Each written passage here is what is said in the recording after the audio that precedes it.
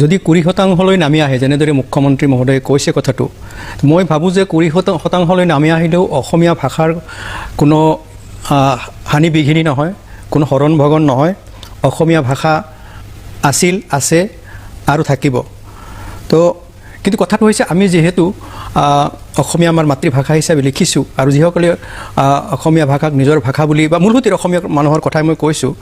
যে সকলোৱে অসমীয়া ভাষাভাষী সকলো মানুহে অসমীয়া ভাষা শ্ৰীবৃদ্ধিৰ কাৰণে কাম কৰিব লাগে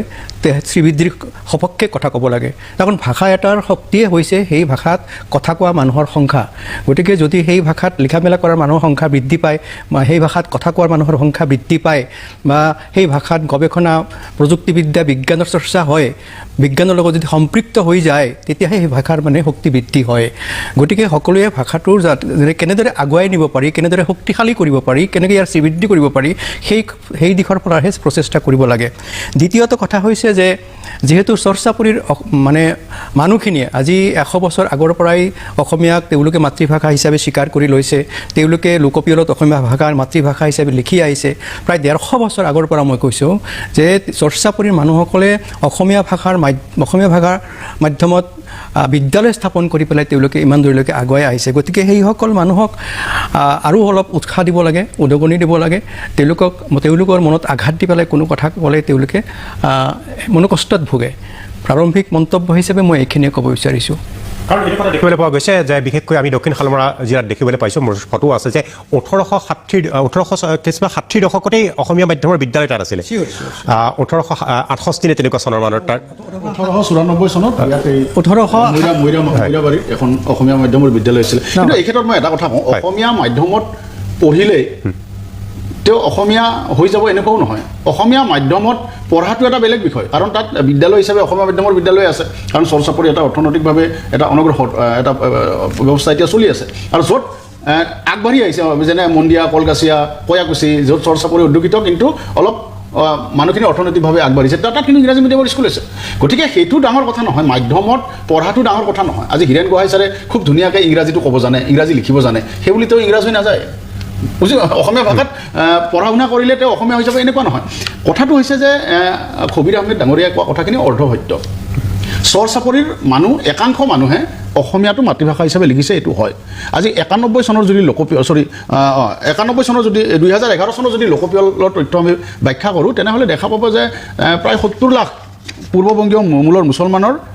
20 লাখেহে কিন্তু অসমীয়া মাতৃভাষা হিচাপে লিখিছে যদি আপুনি মোক সময় দিয়ে মই দীঘলীয়াকৈ তাৰ ব্যাখ্যা দিব পাৰোঁ কাৰণ আমি সকলোকে আৰম্ভণি ৰিমাৰ্কটো লৈ লওঁ তাৰপিছত পৰৱৰ্তী সময়ত আপুনি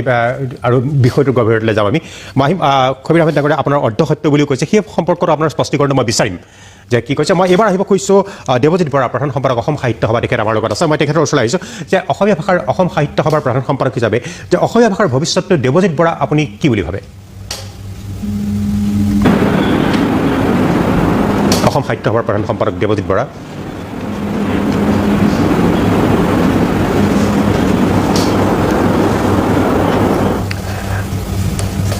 মই দেৱজিৎ বৰাৰ ভাই দেৱজিৎ বৰা আজি যিটো বিষয় লৈ আলোচনা হৈছে এই বিষয়টো অত্যন্ত স্পৰ্শকাতৰ আৰু সংবেদনশীল বিষয় এই বিষয়টোক লৈ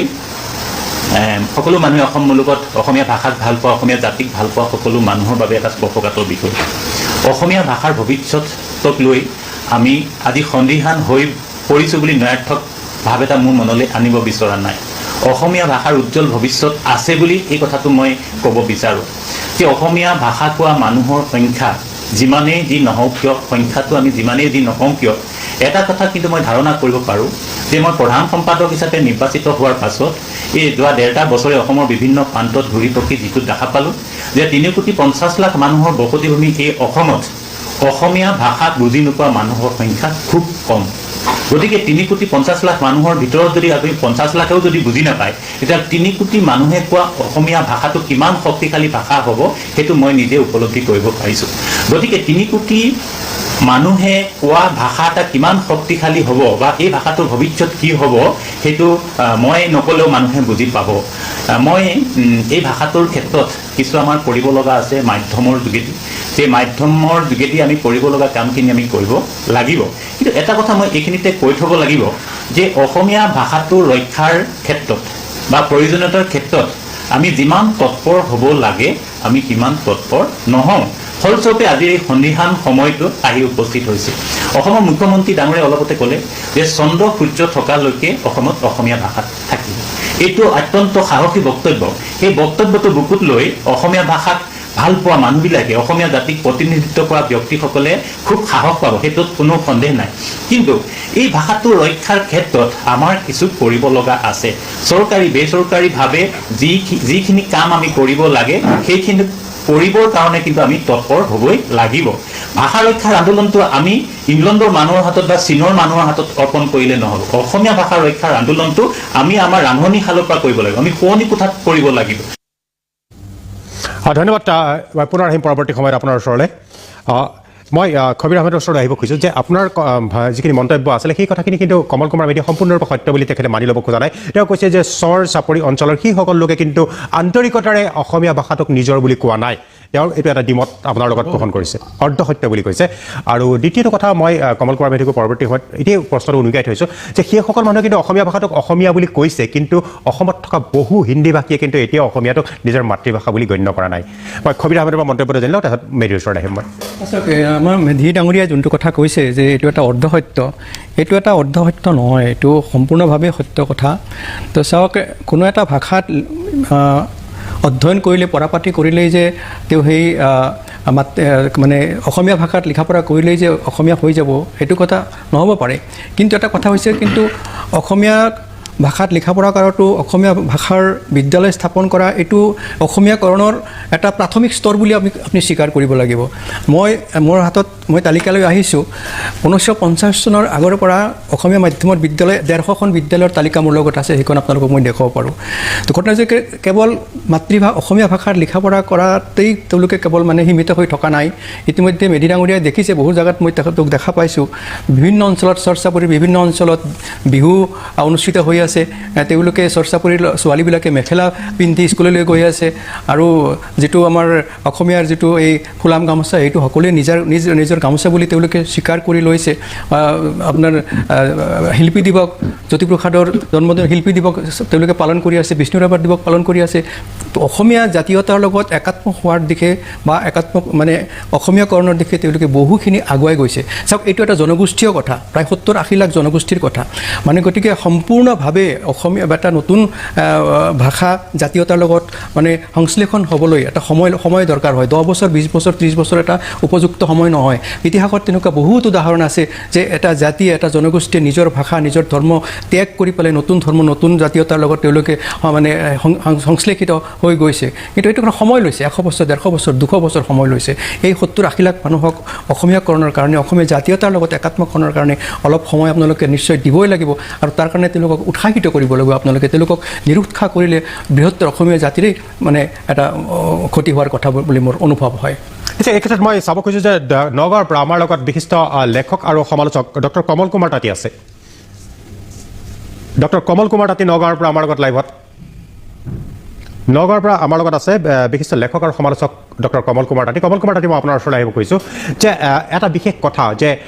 অসমীয়া ভাষা বৰ্তমান সংকটত পৰিছে বুলি এটা কথা কৈছে, আৰু এটা কথা তাৰ লগতে আহিছে যে জনগোষ্ঠীয় লোকসকলে, বিভিন্ন জাতি জনগোষ্ঠীৰ এখন বসতি প্ৰধান অঞ্চল অসম, সেই জাতি জনগোষ্ঠীৰ লোকসকলে নিজৰ মাতৃভাষা তেওঁ জনগোষ্ঠীয় ভাষা হিচাপে কয়। সেইকাৰণে অসমীয়া ভাষাটো তেওঁলোকৰ মাতৃভাষা নহয়, তেওঁলোকে নিজস্ব একো একোটা মাতৃভাষা আছে, আৰু ই সামগ্ৰিকভাৱে অসমীয়া ভাষাটোৰ বিশেষকৈ সংখ্যাধিক্যৰ ক্ষেত্ৰত কিবা প্ৰভাৱ পেলাব নেকি বা পেলাইছে নেকি?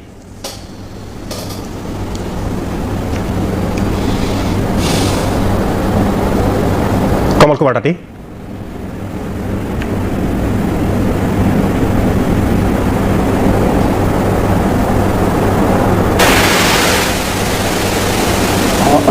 ধন্যবাদ। প্ৰশ্নটো খুবেই গুৰুত্বপূৰ্ণ এই সময়ত, আৰু এটা খুব জটিল প্ৰশ্ন। প্ৰথমতে মই এটা কথা ক'ব খুজিছোঁ যে ভাষাৰ গণতান্ত্ৰিকীকৰণ বুলি যিটো বিষয়, যে এটা ভাষাক আমি নিজৰ মাজতে মানে খুব চেপি খুলি ৰাখিম নে ভাষাটোক আমি মুকলি কৰি দিম, সেইটো আমি পৃথিৱীৰ বিভিন্ন ভাষাৰ ক্ষেত্ৰত চাওঁ। যিবিলাক ভাষা তেনেকৈ মুকলি কৰি এৰি দিয়া হৈছে বা মুকলিকৈ এটা গণতান্ত্ৰিকৰণৰ প্ৰক্ৰিয়া তাত ভাষাটো জড়িত হৈ আছে ভাষাটোৰ বিকাশৰ লগত, সেই ভাষাবিলাকৰ উত্তৰোত্তৰ উন্নতি হৈছে। মই ভাবোঁ অসমীয়া ভাষাটো এটা গণতান্ত্ৰিক প্ৰক্ৰিয়া আছে। অসমীয়া ভাষাটো যি সময়ত ধৰক লিখিত ৰূপত আহিলে খ্ৰীষ্টান মিছনেৰীসকল বা অসমীয়া সাহিত্যৰ যিসকল কাণ্ডাৰী তেওঁলোকৰ খুব এটা ডাঙৰ প্ৰচেষ্টাৰ জৰিয়তে আহিছে আৰু তাৰ পিছৰ পৰা অসমীয়া ভাষাটো কিন্তু মই দেখিছোঁ যে অসমৰ বিভিন্ন জনগোষ্ঠীয়ে মই দ্বিতীয় ভাষা বা প্ৰথম ভাষাৰ কথাটো কোৱা নাই যে অসমৰ বিভিন্ন জনগোষ্ঠীয়ে সেই ভাষাটো আচলতে সেই জনগোষ্ঠীবোৰৰ পৰাই সেই অসমীয়া ভাষাটোৰ বহু শব্দ লোৱা হৈছে তেনেকৈ বিভিন্ন বড়োসকলৰ পৰা মিচিংসকলৰ পৰা মই এতিয়া উদাহৰণলৈ নাযাওঁ গতিকে ভাষাৰ যিটো প্ৰক্ৰিয়া সেইটো আচলতে আমি কোনোবা এটা ৰুমৰ ভিতৰত কোনোবা কেইজনমান মানুহে নিৰ্দিষ্টভাৱে এটা আইডেণ্টিফাই কৰি থ'ব নোৱাৰোঁ ভাষা এটা খুব চেলো মানে এটা খুব এক ধৰণৰ বিয়পি যোৱা বিষয় নদীৰ দৰে বিষয় পানীৰ দৰে বিষয় গতিকে সেইকাৰণে মই ভাবোঁ যে আমি এই গোটেই প্ৰশ্নটো ভাষাৰ গণতান্ত্ৰিকীকৰণৰ পিনৰ পৰাহে চাব লাগিব এতিয়া মূল প্ৰশ্নটোলৈ আহিছোঁ যে যেতিয়া এটা কোৱা হৈছে যে অসমৰ যিসকল জনগোষ্ঠী যিসকল জনজাতীয় লোক বা যিসকল অন্য জনগোষ্ঠীৰ লোক তেওঁলোকে ঘৰত এটা ভাষা কয় অন্য ঠাইত অসমীয়া ভাষাটোও কয় কিন্তু ইয়াতে এটা কথা আছে যে যিবিলাক জনগোষ্ঠীৰ পৰা ভাষাবোৰ ইতিমধ্যেই বা বিভিন্ন শব্দ অসমীয়া ভাষালৈ আহিছে তেওঁলোকে সেই অসমীয়া ভাষাটোৰ লগত খুব এটা আন্তৰিকতাই ফিল কৰে আৰু সেই আন্তৰিকতাটো এনেকুৱা নহয় যে খুব এটা কৃত্ৰিম আন্তৰিকতা এটা মানে খুব ধৰণৰ অৰ্গেনিকেলি সেই কথাটো হৈছে কিন্তু এটা কথা আমি চাব লাগিব যে অসমীয়া ভাষাটোৰ ডেভেলপমেণ্ট তেতিয়াহে হ'ব যেতিয়া আমি অন্য যিবোৰ অসমত যিবোৰ ভাষা আছে বড়ো হওক মিচিং হওক কাৰ্বি হওক চাদ্ৰী হওক মিয়া হওক হোৱাটেভাৰ যিবিলাক অন্য ভাষা আছে বা ভাষা মানে মই এইটো ক'ব খোজা নাই যিটো কলকিয়াল আমি কথিতৰ ওপৰত যিবোৰ ভাষা সেই ভাষাবোৰৰো কিন্তু একেলগে উত্তৰোত্তৰ উন্নতি হ'ব লাগিব গতিকে অসমীয়া ভাষাটোৰ উন্নতিৰ ক্ষেত্ৰত অসমীয়া ভাষাটো আগবাঢ়ি যোৱাৰ ক্ষেত্ৰত অসমত থকা বাকী যিবোৰ ভাষা আছে সেই ভাষাবোৰো একেলগে হাত ধৰি আগবাঢ়ি যাব লাগিব যে কেৱল অসমীয়া যিটো আমাৰ মানে মান্য অসমীয়া সেইটোৱে আগবাঢ়ি যাব বাকীবিলাক ভাষা ৰৈ যাব শেষ হৈ যাব সেইটো হ'ব নোৱাৰে আৰু সেইটো ঐতিহাসিকভাৱেও আমি দেখিছোঁ যে কোনো এটা ভাষা আগবাঢ়ি যাব তেতিয়াহে যেতিয়া এটা জাতীয় পৰিস্থিতি এটা জাতীয় বিষয় হিচাপে লোৱা হয় আৰু আটাইতকৈ খুব ভাল লগা কথা অসমত যে অসমত ভাষাটো এটা জাতীয় বিষয় পৃথিৱীৰ বহু দেশত সেই সমস্যাটো মানে আমাৰ নিচিনা নহয় আমাৰ কাৰণে ভাষাটো এটা বিৰাট গৌৰৱৰ বিষয় ভাষাটো এটা জাতীয় গৌৰৱৰ বিষয় বা প্ৰত্যেকজন অসমীয়া মানুহে অসমত থকা প্ৰত্যেকজন অসমীয়া মানুহেই ভাষাটোক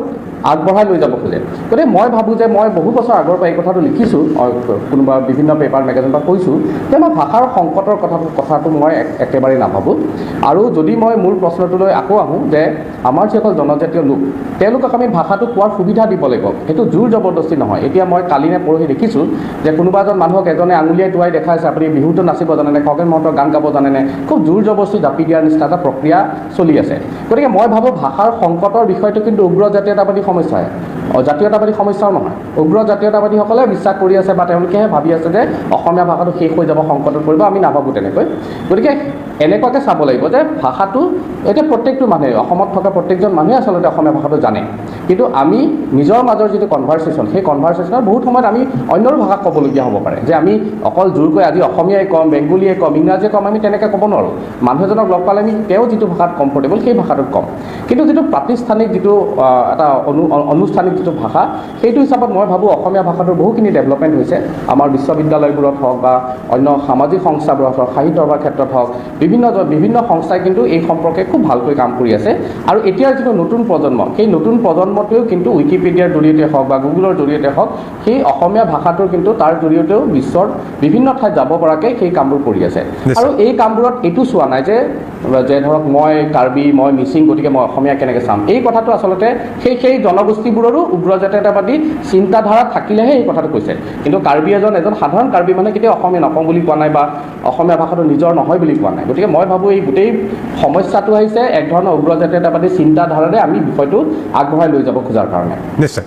ধন্যবাদ জনাইছোঁ ডক্টৰ তাঁতী মই পুনৰ আহিম পৰৱৰ্তী সময়ত খন্তেক বাণিজ্যিক বিৰতি ল'ব কৈছোঁ বিৰতিৰ পিছত মই কমল কুমাৰ মেধি ডাঙৰীয়াৰ ওচৰলৈ আহিম যে বিষয়টোক লৈ যিটো তেখেতে কৈছে যে কেৱল অসমীয়া মাধ্যমত পঢ়া শুনা কৰিলে অসমীয়া হৈ নাযায় সেই বিষয়টোৰ ওপৰতো মই বিশেষকৈ খবিৰ আহমেদক অৰ্ধসত্য বুলি কৈছিলোঁ খবিৰ আহমেদৰ বক্তব্য সেই সম্পৰ্কত তেখেতৰ পৰা মই আৰু কিছু বিচাৰিম মন্তব্য খন্তেক বাণিজ্যিক বিৰতি আলোচনাৰ বিষয়টোৱে হৈছে যে অসমীয়া ভাষা সংকটত নেকি অসমীয়া ভাষাৰ ভৱিষ্যতটো কি যে বিভিন্ন জাতি জনগোষ্ঠীৰ ভাষাৰ সমন্বয় হ'ব নেকি বা জাতি জনগোষ্ঠীৰ ভাষাই অসমীয়া ভাষা সংকটলৈ আনিছে নেকি বা বিশেষকৈ চৰ-চাপৰি অঞ্চলৰ সেই লোকসকলে অসমীয়া ভাষাক মাতৃভাষা বুলি যে কৈছে ই অসমীয়া ভাষাৰ উত্তৰণত সহায় কৰিছে নেকি বিভিন্ন দিশৰ পৰা আমি কথাবোৰ পাতি আছোঁ মই বিশিষ্ট কবি কমল কুমাৰ মেধি ডাঙৰীয়াৰ ওচৰলৈ পুনৰ আহিছোঁ যে আপুনি এইটো কৈছে খবিৰ আহমেদেও ক'লে যে কিছু সময় দিয়ক 100 বছৰ দিছে 150 বছৰ দিছে আৰু অলপ সময় দিয়ক আৰু তেওঁলোকে নিজকে মেখেলা চাদৰ পিন্ধি তেওঁলোকে যায় তেওঁলোকে গামোচাখন লয় তেওঁলোকে সেই অসমীয়া যিটো বৃহত্তৰ অসমীয়া জাতিসত্তাৰ মাজত তেওঁলোক মানে চামিল হ'বলৈ তেওঁলোকে আগ্ৰহ কৰিছে আৰু গৈ আছে তেনেহ'লে আপোনাৰ ডিমতটো ক'ত যে তেওঁলোকে অকল ভাষাটো ক'লেই বা এইখিনি কৰিলেই নহয় বুলি কোৱাৰ ডিমতটো ক'ত নাই প্ৰথম কথা ভাষাটো ক'লেই নহ'ব বুলি কোৱাৰ অৰ্থটো হ'ল এনেকুৱা যে তেওঁলোকে অসমীয়া ভাষা মাতৃভাষা বুলি কিছু সংখ্যকে লিখিছে লোকপিয়লত,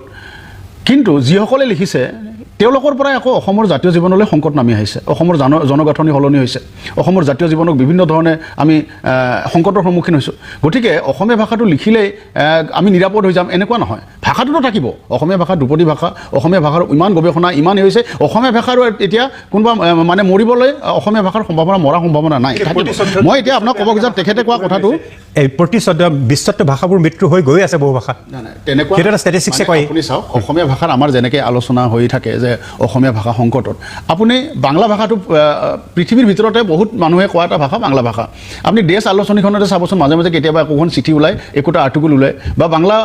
পশ্চিমবংগৰ পৰা ওলোৱা আপুনি কিছুমান বাতৰি কাকতৰ মাজে মাজে সম্পাদকীয় চাব, তেওঁলোকেও তাত চৰ্চা কৰে যে বাংলা ভাষা এতিয়া সংকটত। গতিকে এই ধৰণৰ এটা আশংকা চলি থাকে, এইটোত চলি থাকে। মই কোৱা নাই যে আশংকাটো অমূলক, কিন্তু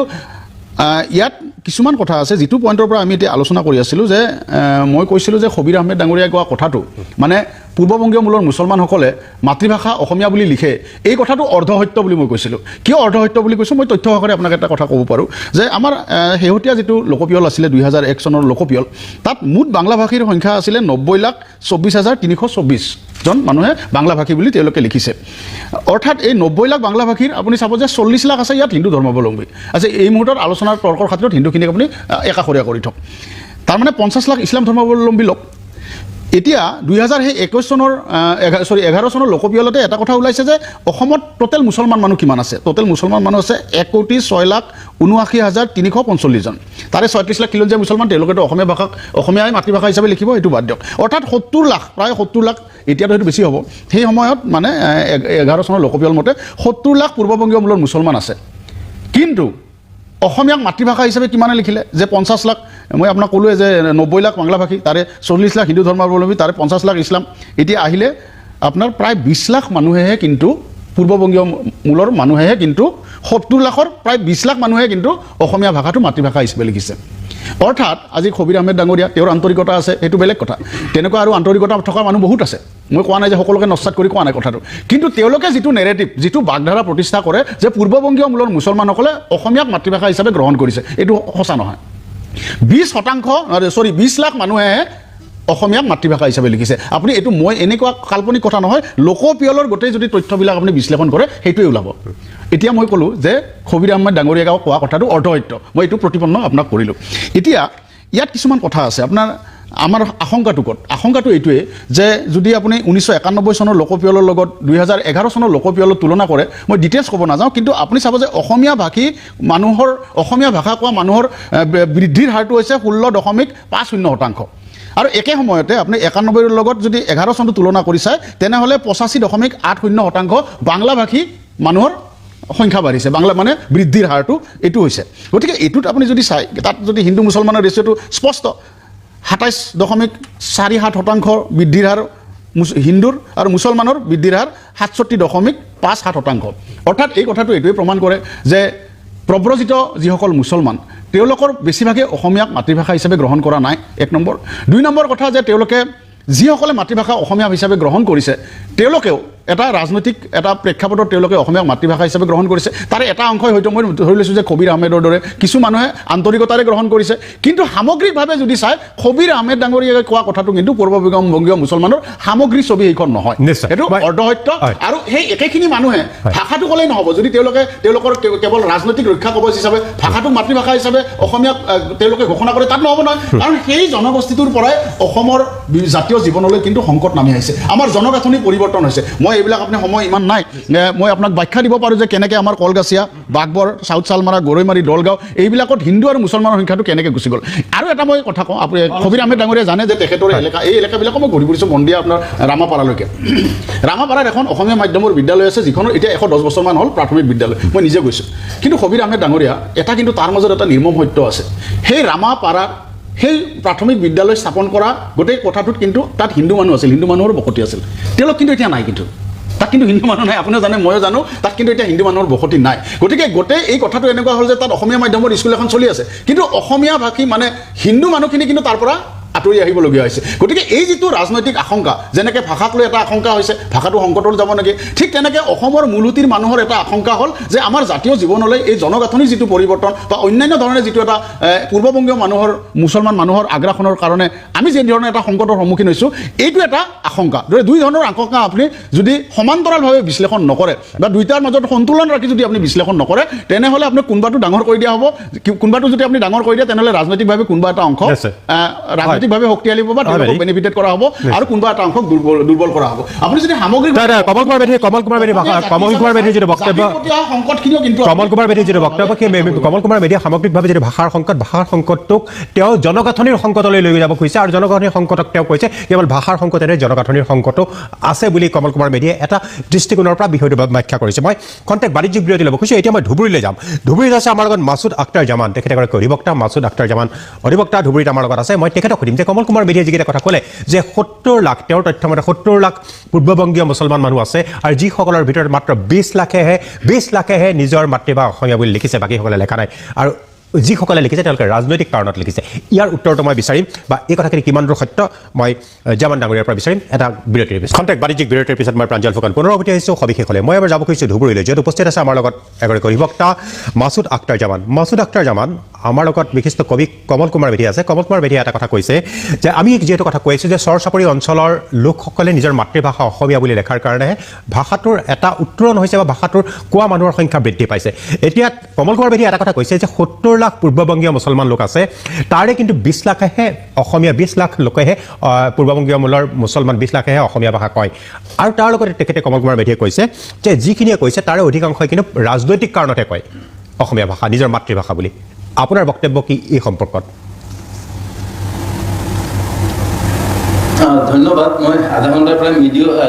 অডিঅ' নুশুনিলোৱে ইট ৱাজ ভেৰি ল' কোৱালিটি এনিৱে মোক 5 মিনিট সময় দিব লাগিব কমল কুমাৰ মেধি ডাঙৰীয়াক এটা কথা মই ক'বলৈ বাধ্য হৈছোঁ 1919 চনৰ মই গল্প কোৱা নাই দেই 1919 চনৰ অসম সাহিত্য সভাৰ সভাপতি কালিৰাম মেধিয়ে এটা কথা কৈছিলে তেখেতৰ অভিভাষণত অসমীয়া ভাষা কেৱল হিন্দুৰ নহয় মুছলমানৰো সম্পত্তি এইটো আপোনালোকে চাব আপোনালোকে মোতকৈ বেছি ভালকৈ জানে এতিয়া দ্বিতীয় কথাটো হ'ল যে এই যে যিকোনো বস্তুকে হিন্দু মুছলমান কৰা আজিতো ভাবিছিলোঁ ভাষালৈ আলোচনা হ'ব ঠিক আছে কিন্তু কমল কুমাৰ মেধি ডাঙৰীয়া বহুত ধুনীয়াকৈ তাক হিন্দু মুছলমানলৈ আনিলে তে কমল কুমাৰ মেধিয়ে কৈছে যে কোনোবাই অসমীয়াটোক মাতৃভাষা বুলি লিখিলে অসমীয়া হৈ নাযায় ঠিক তেখেতৰ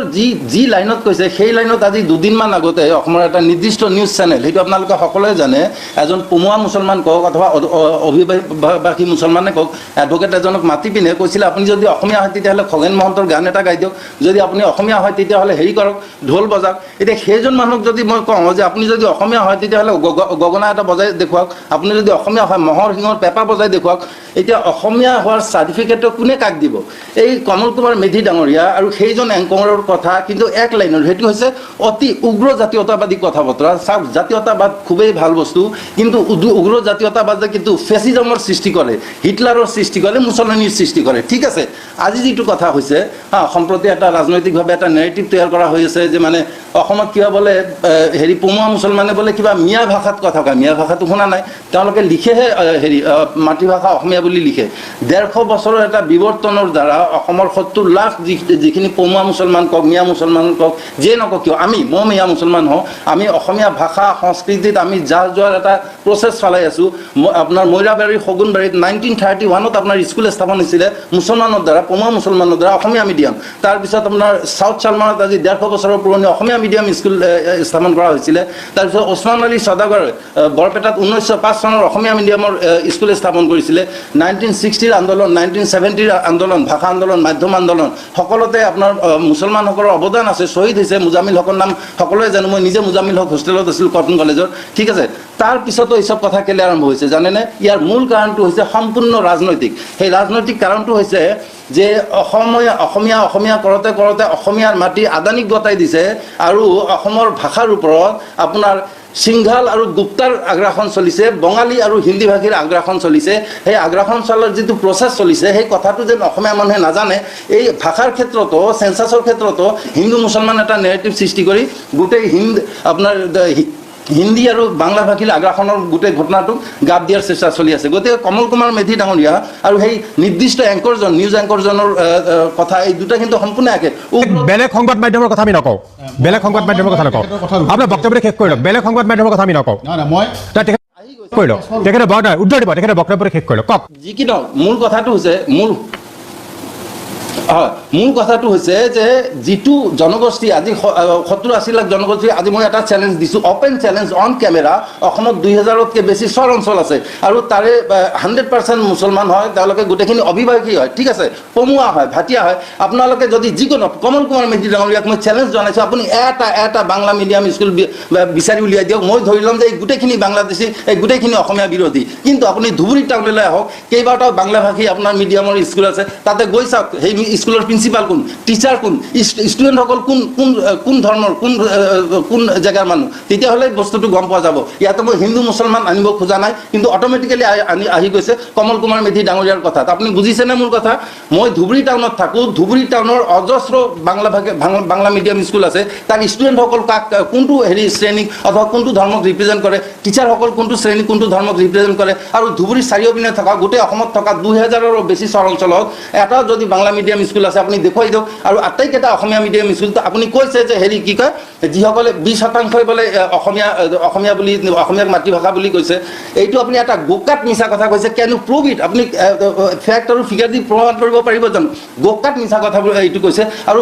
যি ২০% বোলে কৰিছে কি কয় অসমীয়াক নিজৰ মাতৃভাষা আপুনি আৰম্ভ কৰিছে সেইটো বোলে হিন্দু মুছলমান মই কৰা নাই ইয়াত এইখন লোকপিয়লৰ তথ্য ভিত্তিত কৈ আছো আপুনি সাধু কথা নকব ইয়াত চিঞৰ বাখন নকৰিব আপুনি কওঁতে মই চিঞৰা নাছিলোঁ চিঞৰ বাখন নকৰিব আপুনি কওঁতে মই চিঞৰা নাছিলোঁ আপুনি চিঞৰ বাখন নকৰিব আপুনি এজন ভদ্ৰ লোক আপুনি এটা ভদ্ৰ চেনেলত আহিছে জামান ডাঙৰীয়া কমল কুমাৰ মেধি আমাৰ ভাষাক লৈ কথা পাতি আছো তালিবান আইচিচিক প্ৰতিৰোধ কৰোঁ ইয়াত আমি সাম্প্ৰদায়িক কথা পাতিবলৈ বহা নাই আজি আমি সাম্প্ৰদায়িক কথা পাতিবলৈ বহা নাই আপুনি তথ্য কৈ আছো সাম্প্ৰদায়িক কথা মই কোৱা নাই সাম্প্ৰদায়িক কমল কুমাৰ মেধি ডাঙৰীয়াই আৰম্ভ কৰিছে ভাষাৰ কথা কওঁতে তেওঁ জনগাঁথনিৰ কথা আনিছে সাম্প্ৰদায়িক কথা আপোনাৰ কমল কুমাৰ মেধি ডাঙৰীয়াই আৰম্ভ কৰিছে সাম্প্ৰদায়িক কথা কমল কুমাৰ মেধি ডাঙৰীয়াই আৰম্ভ কৰিছে তেওঁ জনগোষ্ঠীৰ ভাষাৰ কথা কওঁতে তেওঁ জনগাঁথনিৰ কথা কৈছে অমুক কৈছে তমুক কৈছে মূল কথাটো হৈছে যে অসমীয়া ভাষাৰ ওপৰত অসমীয়া সংস্কৃতিৰ ওপৰত যিটো হিন্দী আৰু বঙালীৰ আছে আগ্ৰাসন আহি আছে যিটো ভাষা সংস্কৃতি সিংহাল আৰু গুপ্তাৰ হাতত মানে চন্দাই দিয়াৰ ব্যৱস্থা কৰা হৈছে সেই কথাটো যে অসমীয়া মেইন ষ্ট্ৰীমৰ মানুহ গম নাপায় সেইটো লুকাই ৰাখিবলৈ আজি ইয়াৰ কথা আহিছে এইটো হৈছে কথা আজি হিন্দী ভাষী যিমান নহওক আপোনালোকে ৱেইট কৰক 10 বছৰ ৱেইট কৰক অসমীয়া ভাষাৰ কি অৱস্থা হয় আজি 10 বছৰ ৱেইট কৰক আপোনালোকৰ দৰে উগ্ৰ জাতীয়তাবাদী লোকৰ বাবে আজি কাৰ্বি বেলেগ হ'ল মিচিং বেলেগ হ'ল বড়োসকলে ডাইলেক্ট কেলে অসমীয়া নিলিখে তেওঁলোকে হিন্দী লিখে কেলে আজি বড়ো ভাইসকলে ডাইলেক্ট কেলে হিন্দী লিখে আপুনি সোধক তেওঁলোকক আজি বড়ো ভাইসকলে ডাইলেক্ট অসমীয়া নিলিখে কেলে হিন্দী কেলে লিখে আপোনালোকে আপুনি সোধক কোকৰাঝাৰত গৈ পিনে সোধক আমাৰ বড়ো ভাইসকলে ডাইলেক্ট অসমীয়া কেলে নিলিখে হিন্দী আপোনালোকৰ দৰে উগ্ৰ জাতীয়তাবাদী লোকৰ বাবে আপুনি হিন্দীত লিখে সেইটো আপোনালোকে কমল মেধি আৰু এটা প্ৰশ্ন আছে কমল মেধি আৰু এটা প্ৰশ্ন নাই কমল মেধি ডাঙৰীয়া আপুনি হিন্দু মুছলমান মানিব মই হাত জোৰ কৰিছোঁ কমল কুমাৰ মেধি এইটো ভাষাৰ কথা আহিছে হিন্দু মুছলমানৰ কথা আনে আপুনি জনগাঁথনিৰ কথা আনিছে আপুনি জনগাঁথনিৰ কথা কেনে আনিছে কমল কুমাৰ মেধি আৰু এটা আপুনি এতিয়া চাৰ্টিফিকেট দিব পাৰিছে হিন্দু বাংলাদেশী আৰু হিন্দু বেংগলীসকলে কিয় মই সাম্প্ৰদায়িক নেকি আপুনি মোক চাৰ্টিফিকেট দিব হিন্দু বাংলাদেশী লাষ্ট পাইছো কমল কুমাৰ মেধি ডাঙৰীয়া আপুনি আপোনাৰ কথা উঠাই লওক মই অংকত ডাঙৰীয়াক অনুৰোধ কৰিছোঁ কমল কুমাৰ মেধি ডাঙৰীয়াৰ কথা উঠাই ল'ব কওক মই অংকত ডাঙৰীয়াক অনুৰোধ কৰিছোঁ আপুনি আপোনাৰ কথা উঠাই লওক আপুনি অসমীয়া চাৰ্টিফিকেট দিবলৈ কোন আপুনি সাম্প্ৰদায়িকৰ চাৰ্টিফিকেট দিবলৈ কোন who are you I am just asking who are you mister Kamal Kumar Medhi আপুনি কোন হয়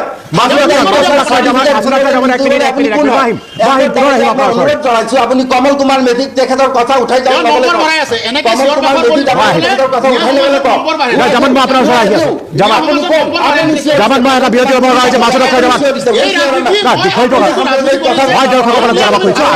ভাষা কেন্দ্ৰিক আছিলে কিন্তু আমাৰ দুখবাস্ত ইমানেই বেছি বিয়পি পৰিছে যেতিয়া আমি অসমীয়া ভাষাৰ ভৱিষ্যতক লৈ কথা পাতি থাকোঁ আৰু একাংশ সুবিধাবাদী লোকে কিন্তু ইয়াকে লৈ কিন্তু ৰহণ সানিবলৈ আৰম্ভ কৰে আমি অসমীয়া ভাষাক লৈ কথা পাতি আছোঁ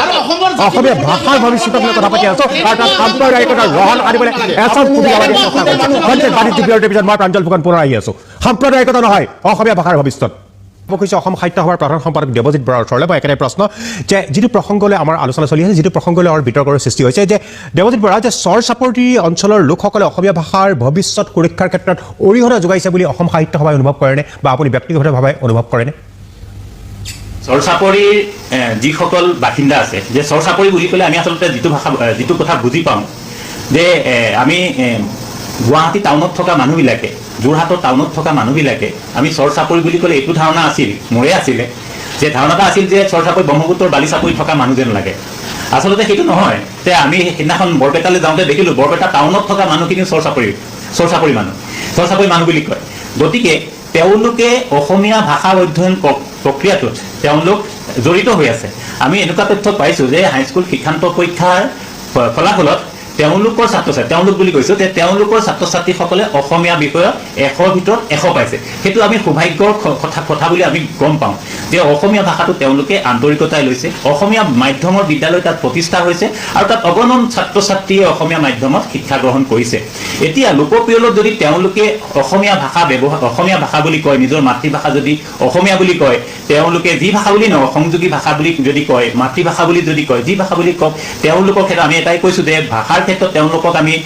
হেঁচা প্ৰয়োগ নকৰোঁ তেওঁলোকে নিজে নিজৰ সিদ্ধান্ত ল'ব গতিকে অসমীয়া ভাষাটো শক্তিশালী কৰাৰ ক্ষেত্ৰত অসমীয়া ভাষাৰ সংখ্যাগৰিষ্ঠতা বৃদ্ধিৰ ক্ষেত্ৰত সকলো তৎপৰ হ'ব লাগিব সকলো জাতি জনগোষ্ঠী তৎপৰ হ'ব লাগিব আৰু অসমীয়া সমান্তৰালভাৱে অসমীয়া ভাষাটোৰ সুৰক্ষাৰ দায়িত্ব আমি অসম মুলুকত শান্তি সম্প্ৰীতি বজাই ৰাখি মানে অসমীয়া জাতি গঠন কৰিবৰ কাৰণে যিসকল মানুহ ইয়াতে জীৱন নিৰ্বাহ কৰিছে তেওঁলোক সকলোৱে দায়িত্ব ল'ব লাগিব কমল মেধি আপোনাৰ ওচৰলৈ আহিম মই ডক্টৰ কমল কুমাৰ তাতে এটা কথা সুধিব খুজিছোঁ যে বিশেষকৈ এনেকুৱা এটা প্ৰসংগ যে জনগোষ্ঠীসমূহৰ ওপৰত যে অসমীয়া ভাষাটো জোৰকৈ যদি জাপি দিয়া হয় তেনেহ'লে তেওঁলোকে অসমীয়া ভাষাটোক সেই ধৰণে আদৰি নল'ব তাৰ পৰিৱৰ্তে যদি জোৰকৈ জাপি দিয়া নহয় তেতিয়াহ'লে আদৰি ল'ব ঠিক তেনেকুৱা এটা প্ৰসংগ বা তেনেকুৱা এটা পৰিৱেশ সম্পৰ্কত আপোনাৰ মন্তব্য কি যিটো কথা মুখ্যমন্ত্ৰী ডক্টৰ হিমন্ত বিশ্ব শৰ্মাই কৈছে যে জোৰকৈ যদি জাপি দিয়া হয় তেওঁলোকে ৰিভল্ট কৰিব আৰু যদি জোৰকৈ জাপি দিয়া নহয় তেনেহ'লে আদৰি ল'ব ডক্টৰ কমল কুমাৰ তাঁতী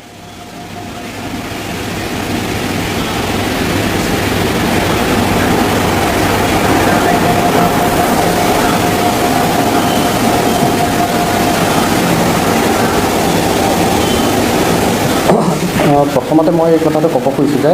ধৰ্ম বিষয়টো আমি ভাষাৰ পৰা আঁতৰাই ৰখাটোৱে আটাইতকৈ খুব গুৰুত্বপূৰ্ণ কথা কাৰণ ভাষাৰ ভাঙো নোহোৱাটো আমি বিচৰা নাই গতিকে ঠিক তেনেধৰণে জনগোষ্ঠীয় বিভাজন বা জনজাতীয় বিভাজন আমি সেইটোও বিচৰা নাই গতিকে মই ভাবোঁ আচলতে এই গোটেই পৰিৱেশটো এনেকুৱা ধৰণৰ এটা পলাৰাইজ পৰিৱেশ নহয় এটা মুকলি পৰিৱেশ হওক অসমীয়া ভাষাটো মুকলিকৈ সকলোৱে কয় দেই অসমীয়া ভাষাটো মই দেখিছোঁ অসমৰ বিভিন্ন ঠাইলৈ গ'লেও দেখিছোঁ অসমীয়া ভাষাটো সকলোৱে মনে প্ৰাণে ভাল পায় আৰু তাত ধৰক ৰাজনৈতিক কথা বতৰাবোৰ আহিলেহে সমস্যাটো আৰম্ভ হয় আৰু ঠিক ৰাজনৈতিক কথা বতৰা আহিলেহে প্ৰব্লেম যিহেতুকে হয় গতিকে মই ক'ব খোজা কথাটো এটা একদম সহজ কথা যে এই মুহূৰ্তত আমি যিবিলাক জনগোষ্ঠী আছে বা জনজাতি আছে তেওঁলোকৰ সৈতে যিটো সৌহাৰ্দ্যপূৰ্ণ পৰিৱেশ আৰু এটা কথা মই ইয়াত মন্তব্য দিব খুজিছোঁ যে আমি তেওঁলোক সেইসকল এই কথাবোৰ নোকোৱাকৈ আমি সকলোৱে আমি বুলি যদি কওঁ তাত সকলোৱে থাকিব পাৰে তাত চাহ জনগোষ্ঠীৰ মানুহ থাকিব পাৰে তাত মিয়া মুছলমান এজনো থাকিব পাৰে ডিমাচা এজনো থাকিব পাৰে কাৰ্বি এজনো থাকিব পাৰে মই ভাবোঁ এই যিটো আদাৰনেছৰ সমস্যা অন্য বুলি ভাবি আমি যিটো সমস্যা নিজেই সমস্যা এটা ক্ৰিয়েট কৰি লৈছোঁ গতিকে মই ভাবোঁ যে আমি ৰাজহুৱা জীৱনত আমি খুব সহজভাৱে খুব কোনো ধৰণৰ প্ৰতিকূল ৰাজনৈতিক পৰিস্থিতিৰ পৰিৱেশ নহাকৈ আমি ভাবোঁ যে অসমীয়া ভাষাটোৰ যাতে আমি মনে প্ৰাণে উন্নতি বিচাৰিছোঁ আমি নিজৰ ভাষা বুলি আঁকোৱালি ল'ব লাগিব আৰু নিজৰ ভাষা হিচাপে আঁকোৱালি লৈ সেই ভাষাটোক কি ধৰণেৰে আমি আগুৱাই লৈ যাব পাৰোঁ সেইটোৱে মোৰ কাৰণে আটাইতকৈ ডাঙৰ কথা এতিয়া দ্বিতীয় কথাটো হৈছে যিটো খুব কমপ্লিকেটেড যে জনজাতীয় ভাষা এটা আমি কিন্তু অসমীয়া ভাষাটো আমি জাপি দি আছোঁ, অসমীয়া ভাষাটো শিকিবলৈ কৈ আছোঁ, মই ধৰি লৈছোঁ সেইবুলি। সেই কথাটো ধৰি লোৱাৰ পিছতো মই এই কথাটো ক'ম যে আমি যিসকল মূলসুঁতিৰ মানুহ তেওঁলোকে আমি ৰাভা ভাষাটো শিকিছোঁ নাই, মিচিং ভাষাটো আমি শিকিছোঁ নাই, বড়ো ভাষাটো আমি শিকিছোঁ নাই, কাৰণ এইটো এটা দিয়া লোৱাৰ প্ৰক্ৰিয়া এটা আছে। মোক যদি আজি কোনোবাই মোৰ ভাষাটো নকয় মই তেওঁৰ ভাষাটো কেলেই ক'ম, গতিকে সেই ধৰণৰ প্ৰশ্ন এটাও ইয়াত আছে। গতিকে মই ভাবোঁ যে আমি যদি অসমীয়া ভাষাটো মই কৈছোঁৱেই, অসমীয়া ভাষাটো যদি আমি উন্নতি বিচাৰিছোঁ, আমি আমাৰ লগত থকা যিবোৰ জনগোষ্ঠীয় ভাষা, জনজাতীয় ভাষা, সেই সকলোবোৰক একেলগে লৈ যাব পাৰিব লাগিব। আৰু আমি অন্য ভাষাটো শিকিব লাগিব। আমি বড়ো ভাষাত বড়ো এজনৰ সৈতে আমি প্ৰথমতেই যদি বড়ো ভাষাত কথা এটা কওঁ, সেইটো খুব ভাল লগা কথা। গতিকে মই ভাবোঁ যে মই এই কথাটোকে ক'ব খুজিছোঁ যে আমি যদি অসমীয়া ভাষাটোৰ উন্নতি বিচাৰিছোঁ, আমাৰ লগত থকা যিবোৰ জনজাতীয় ভাষা আছে, জনগোষ্ঠীয় ভাষা আছে, সেই ভাষাসমূহ আমি একেলগে আগবঢ়াই লৈ যাব লাগিব। খবিৰ আহমেদৰ ওচৰলৈ আহিব খুজিছোঁ। খবিৰ আহমেদ, বিশেষ কমল মেধিয়ে যিটো কথা ক'লে যে ৰাজনৈতিক কাৰণতে এনে একাংশ লোকে অসমীয়া ভাষাটোক নিজৰ মাতৃভাষা বুলি কৈছে, সেইটোক আপুনি সমৰ্থন কৰিব নেকি? নহয়, কমল মেধি ডাঙৰীয়াই যোনটো ষ্টেটিষ্টিক্স দিলে যে অসমৰ 70 লাখ চৰ্চাপৰীৰ অসমীয়া মুছলমানৰ প্ৰায় 50 লাখেই বাংলা ভাষা লিখিছে বিগত লোকপিয়লত, আৰু মাত্ৰ 20 লাখ মানুহে অসমীয়া ভাষাক মাতৃভাষা হিচাপে লিখিছে। এই কথাটোত মোৰ অলপ সংশয় আছে। মই ইয়াৰ সত্যতালৈ যাব নোৱাৰোঁ, কিন্তু আমিওতো এইখন সমাজৰে মানুহ হয়। আমি ইয়াতে চলা ফিৰা কৰোঁ, সভা সমিতি কৰি ফুৰোঁ, মানুহৰ পৰা আমি ফিডবেক পাই থাকোঁ। গতিকে এই যোনটো ষ্টেটিষ্টিক্স লৈ মোৰ এটা সংশয় আছে বুলি মই ক'লোঁ। দ্বিতীয় কথাটো হৈছে যে এইটো সঁচা কথা হয় যে যোৱা 2011 চনৰ লোকপিয়লৰ পৰা চৰ্চাপৰী সমাজৰ একাংশ মানুহে কিছু জল্পনা কল্পনা কৰি আছে বা তেওঁলোকে কিছু বিভ্ৰান্তিত ভুগি আছে। দুই এজনে ক'ব বিচাৰে যে আমি মাতৃভাষা বাংলাত লিখিম, এইটো মিছা কথা নহয়। আৰু কিছু ক্ষেত্ৰত লিখিছোঁ বৰপেটা জিলাৰ 2-এটা মানে ৰাজহুৱা চক্ৰত। কিন্তু কথাটো হৈছে যে এই পৰ্যায়ৰ মানুহৰ চিন্তাধাৰাবোৰ এই পৰ্যায়লৈ কিয় আহি পালে? অহাৰ কাৰণটো হৈছে কেইবাটাও কাৰণ আছে। প্ৰথমটো কাৰণ হৈছে ধৰক আজি বিগত 5টা দশকত মানুহখিনিয়ে সামাজিকভাৱে ৰাজনৈতিকভাৱে যিখিনি হাৰাশাস্তি ভোগ কৰি আছে, যিখিনি তেওঁলোকে মানে অসুবিধাৰ সন্মুখীন হৈ আছে, সেইকাৰণে মানে তেওঁলোকৰ মনত ক্ষোভৰ উদয় হৈছে। তেওঁলোকে ক্ষুব্ধ হৈ পৰিছে যে আৰু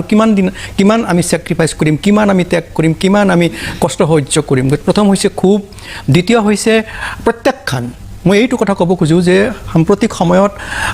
যিটো পৰিমণ্ডল, ৰাজনৈতিক পৰিমণ্ডল আৰম্ভ হৈছে অসমত, গতিকে সেই ৰাজনৈতিক পৰিমণ্ডলে এওঁলোকক প্ৰত্যাখ্যান কৰি আছে যে তোমালোকে বৃহত্তৰ অসমীয়া জাতীয়তাৰ পৰা তোমালোকে নিলগত থাকা, তোমালোকক আমাৰ দৰকাৰ নাই, গতিকে তোমালোকে অসমীয়া মাতৃভাষা নিলিখিবাও আৰু তোমালোকৰ প্ৰয়োজন নাই। 3 নম্বৰ এটা কথা ইয়াতে আহি আছে, সেই কথাটো হৈছে প্ৰলোভন। আমি ভাবিব লাগিব, যিবিলাক মই নাম ক'ব খোজা নাই, ভাষিক সম্প্ৰসাৰণবাদ কিন্তু ইয়াৰ পিছত আছে। আমি পাহৰি যাব নালাগিব 1834 চনৰ কথা। 1834 চনৰ পৰা 1872 চনলৈ অসমীয়া ভাষাৰ অৱস্থা কি হৈছিল অসমত। গতিকে সেই শক্তিটো যে ভাষিক সম্প্ৰসাৰণবাদৰ কাৰণে কিছু কাম তলে কৰি এই চৰ্চাপৰী সমাজত কৰি আছে, সেই কথা আমি পাহৰি নচলিব। গতিকে প্ৰথম কথা হৈছে যে তেওঁলোকৰ সামাজিক ৰাজনৈতিক নিৰাপত্তাহীনতা, দ্বিতীয় হৈছে প্ৰত্যাখ্যান, চতুৰ্থ হৈছে তেওঁলোকক একাংশ মানুহক প্ৰলোভন দি আছে ভাষিক সম্প্ৰসাৰণবাদীসকলে যে তোমালোকে অসমীয়া মাতৃভাষা এৰি পেলাই তোমালোকে বাংলা লিখা, যাৰ কাৰণে এই কামটো হৈছে। কিন্তু আমাৰ ফালৰ পৰা আমি সদায় তেওঁলোক সেই মানুহখিনিক বুজনি দিয়াৰ চেষ্টা কৰি আছোঁ, প্ৰচাৰ প্ৰসাৰ কৰি আছোঁ, সমাজ মেল মিটিং কৰি আছোঁ যে সেই 100-150 বছৰ আগত ঘূৰি যোৱাত কোনো লাভ নাই। আমি চৰ্চাপৰীৰ মাত্ৰ 18% মানুহে বাংলা মানে মাতৃভাষা যিয়েই নিলোকে কিয় তাৰ কাৰণে অসমীয়া ভাষাত কোনো হানি বিঘিনি নহয়, কোনো হিনদেৰি নহয়। অসমীয়া ভাষা থাকিব, চিৰকাল থাকিব। মুখ্যমন্ত্ৰীৰ কথাটো সত্য কথা হয়। গতিকে সেই ক্ষেত্ৰত আমি বেলেগ ভাষালৈ ঘূৰি গৈ পেলাই আমি এই জনগোষ্ঠীটোক বৃহত্তৰ অসমীয়া জাতীয়তাৰ লগত এটা সমমনত আমি পেলাই দিব খোজা নাই। গতিকে সেইকাৰণে আমি বুজিছোঁ আমাৰ পূৰ্বপুৰুষসকলে, এইটো এটা নতুন সিদ্ধান্ত নহয়। কমল মেধিক শেষ এটা প্ৰশ্ন, যে বিশেষকৈ এটা প্ৰশ্ন এই প্ৰসংগত উত্থাপিত হ'ব পাৰে যে হিন্দু যিখিনি পূৰ্ববংগীয় সেইখিনিকে ধৰি বা হিন্দু বাঙালী যিখিনি আছে তেওঁলোকেওতো কেতিয়াও অসমত চিৰকাল ধৰি বসবাস কৰি থকাৰ পাছত অসমীয়া নিজকে মাতৃভাষা বুলি ক'ব নকয়। আৰু দ্বিতীয়টো কথা হৈছে বহু সংখ্যক এনেকুৱা লোকো আছে যি অসমীয়াত কথা কয় কিন্তু লিখিব বা পঢ়িব নাজানে। এইসকলক আপুনি কোনটো কেটেগৰীত ৰাখিব? নাই, মই ভাষাটো কাকো কোনো জাপি দিয়া নাই নহয়। আমি মিয়া মুছলমানকো জাপি দিয়া নাই, হিন্দু বাঙালী কোনোবা আছে তেওঁলোককো জাপি দিয়া নাই, কোনো জনগোষ্ঠীয় মানুহকো জনজাতি মানুহকো জাপি দিয়া নাই। ভাষাটো জাপি দিয়া কথা নহয়, এইটো মুখ্যমন্ত্ৰী মহোদয় সিদিনা এই কথাটো স্পষ্ট কৰি দিছে। এতিয়া মই ধুবুৰীৰ পৰা যিগৰাকী লাইভত আছিলে তেখেতক মই এটা প্ৰত্যুত্তৰ দিব বিচাৰিম। এই যিটো খবিদাই ক'লে যে চৰচাপৰীৰ মানুহে অসমীয়া ভাষা জীয়াই ৰাখিছে বুলি মাজতে মানে তেওঁ কোৱা নাই, সাহিত্যসভাৰ সভাপতিয়েও ক'লে দুৰ্ভাগ্যজনকভাৱে যে চৰচাপৰী মানুহে অসমীয়া ভাষা জীয়াই ৰাখিছে, এইটো এটা নেৰেটিভ। 2 নম্বৰ, আমাক যদি এনেকুৱা কৰি থাকে আমি আমি বাংলা ভাষা অসমীয়া ভাষাক মাতৃভাষা হিচাপে নিলিখোঁ, এইটো এটা ব্লেকমেইলিঙৰ ৰাজনীতি মুছলমান সমাজৰ পৰা অহা পূৰ্ববংগীয়। এই দুটা কথাৰ পৰাই আচলতে এই চৰ্চাৰ বিষয়টো আহিলে। এতিয়া মই কওঁ, মই স্পষ্ট কৰি দিওঁ এটা কথা যে যেতিয়া 51 চনৰ লোকপিয়লত পূৰ্ববংগীয় মূলৰ মানুহে অসমীয়াক মাতৃভাষা হিচাপে লিখিছিল প্ৰথমবাৰ, তাৰ অন্তৰালতো কিন্তু ৰাজনীতি আছে। এই ৰাজনীতিটো আমি জানিব লাগিব। ইণ্টাৰিম গভৰ্ণমেণ্ট আছিলে, চাদুলাৰ পক্ষত, চাদুলাৰ লগত অৰ্থাৎ মুছলিম লীগৰ পক্ষত কিন্তু এই পূৰ্ববংগীয় মূলৰ মুছলমানখিনি আছিলে, চাদুলাৰ পক্ষত, মুছলিম লীগৰ পক্ষত। যেতিয়া দেশ স্বাধীন হ'ল, স্বাধীন হোৱাৰ পিছত মুছলিম লীগৰ ইয়াত ভাছানিৰ দৰে যিসকল নেতাই কাম কাজ কৰিছিলে তেওঁলোক পূৰ্ববংগলৈ গুচি গ'ল, মানে তেওঁলোক পাকিস্তান পূৰ্ববংগলৈ গুচি গ'ল। শাহ চাদুলাৰ দৰে মানুহে তেওঁলোকে সময় আছে, কমল বেদী বাখ্যাৰ সময় নাই, আমাৰ শেষ কৰিব হ'ল অনুষ্ঠান। বিষয়টো আচলতে খুব জটিল বিষয় আৰু ইয়াৰ আৰু ধৰণৰ আলোচনা কৰাৰ প্ৰাসংগিকতা আছিলে আৰু ইয়াৰ সেইকাৰণে কিন্তু বিষয়টো অতি গুৰুত্বপূৰ্ণ আৰু ইয়াৰ আলোচনা কৰাৰ প্ৰাসংগিকতা আছিলে। কিন্তু সময় শেষ হৈ অহাৰ বাবে ইমানতে সামৰিব লগা হ'ল। অসমীয়া ভাষাটো চিৰ যুগমীয়া হৈ থাকক, সেইটোৱে কিন্তু সকলোৱে বিচাৰিছে। কিন্তু ইয়াৰ লগতে আন জনগোষ্ঠীয় ভাষাসমূহৰ প্ৰতিও সন্মান দিয়া আৰু সন্মানজনক স্থিতি তেওঁলোককো দিয়াটো অতি জৰুৰী বা অতি আৱশ্যকীয় আৰু দিয়াটো উচিত বুলি মই ভাবোঁ। আৰু ইয়াৰ লগে লগে আজিলৈ সবিশেষৰ পৰা মই প্ৰাঞ্জল ভগতে বিদায় লৈছোঁ। সকলোকে ধন্যবাদ জনাই ইমানতে সামৰিছোঁ।